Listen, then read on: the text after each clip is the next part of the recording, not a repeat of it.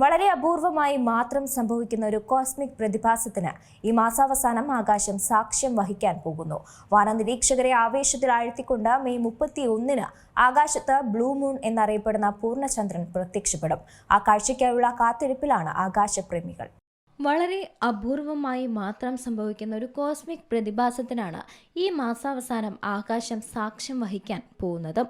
വാനനിരീക്ഷകരെ ആവേശത്തിൽ ആഴ്ത്തിക്കൊണ്ട് മെയ് 31 പുലർച്ചെ 4:45-ന് ആകാശത്ത് ബ്ലൂ മൂൺ എന്നറിയപ്പെടുന്ന പൂർണ്ണചന്ദ്രൻ പ്രത്യക്ഷപ്പെടും. ഒരു കലണ്ടർ മാസത്തിൽ തന്നെ പ്രത്യക്ഷപ്പെടുന്ന രണ്ടാമത്തെ പൂർണ്ണചന്ദ്രനെയാണ് സാധാരണയായി ബ്ലൂ മൂൺ എന്ന് വിളിക്കുന്നത്.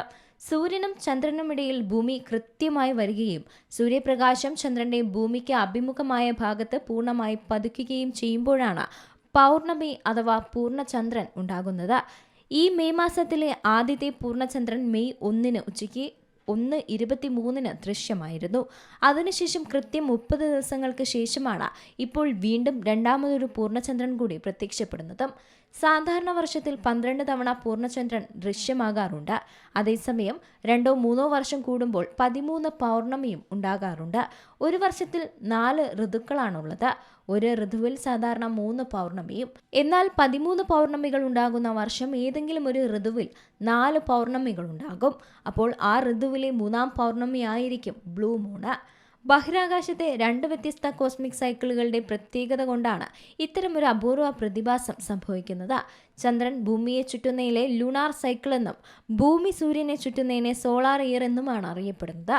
ഈ 2 ചക്രങ്ങളുടെ സമയക്രമത്തിലെ വ്യത്യാസങ്ങൾ കാരണമാണ് ഒരേ മാസത്തിൽ തന്നെ 2 പൗർണമികൾ വരുന്നത്. Once in a blue moon എന്ന പ്രയോഗത്തെ അന്വർത്ഥമാക്കുന്ന വിധത്തിൽ വിചിത്രവും മനോഹരവുമായ ഈ ആകാശ വിസ്മയം കാണാൻ വാനശാസ്ത്ര പ്രേമികൾ വലിയ കാത്തിരിപ്പിലാണ്. News desk Zee Malayalam news. ഏറ്റവും പുതിയ വാർത്തകളും വിശേഷങ്ങളും വിരൽത്തുമ്പിലറിയാൻ സി മലയാളം ന്യൂസ് എല്ലാ ഡിജിറ്റൽ പ്ലാറ്റ്ഫോമുകളിലും ലഭ്യം.